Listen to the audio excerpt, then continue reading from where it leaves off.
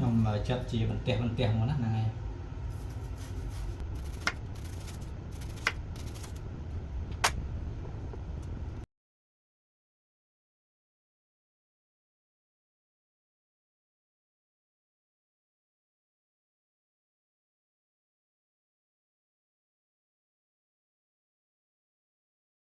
បន្ទាប់ពីខ្ញុំបានរៀបបន្លែហើយអញ្ចឹងក៏សូមបងប្អូនទៅមើលរបៀបនៃការឆាឡុកឡាក់ជាមួយនឹងខ្ញុំបាទពូរ៉ាទាំងអស់គ្នាបងប្អូនណាតែយើងក្តៅហើយបងប្អូន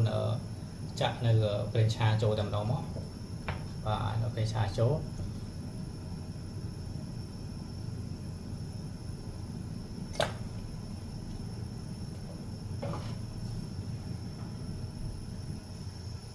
បាទអញ្ចឹងបន្ទាប់ពីខ្ញុំបានដាក់បាទអញ្ចឹងបន្ទាប់ពីខ្ញុំបានចាក់នៅប្រេងឆាហើយបងប្អូនយកវាឆាមកបងប្អូនដាក់ហូរខ្ទឹមសចូលមកណាហ្នឹងហើយឥឡូវខ្ញុំចាក់ខ្ទឹមសចូលតែម្ដងមកបាទយកខាខ្ទឹមសយើងឲ្យឡើងក្រហមណាហើយយើងឡើងក្រហមហើយបងប្អូនចាប់ដើមចាក់នៅសាច់គោចូលតែម្ដងមកបាទ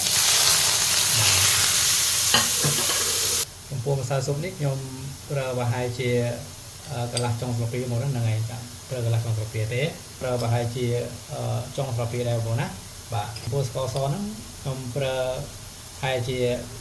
កន្លះស្លាបព្រាបងប្អូនណាល្មមទេបងប្អូនណាហ្នឹងហើយប្រហែលជាមួយចុងស្លាបព្រាបន្តិចទេបងប្អូនណាដោយសារតែ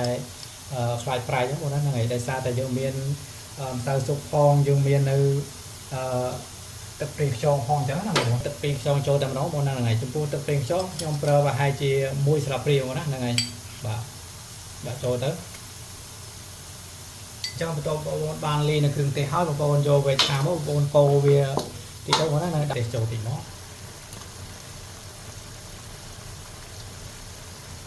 បាទឥឡូវលោកឡាក់សាច់គោខ្ញុំបានធ្វើឆ្អិនហើយបងប្អូនណាហ្នឹងហើយឥឡូវខ្ញុំចាប់ដើមដួសដាក់ចានតែម្ដងមកបងប្អូនណាបាទបន្ទាប់ពីខ្ញុំធ្វើលោកឡាក់សាច់គោឆ្អិនហើយអញ្ចឹងក៏សូមពុកម៉ែបងប្អូនទាំងគ្នាមកមើលពិធីធ្វើទឹកអំបិលអាមេរិកបងប្អូនណាហ្នឹងហើយអញ្ចឹងជាដំបូងបងប្អូនត្រូវតែដាក់អាមេរិកចូលនៅក្នុងចានទៅបងប្អូន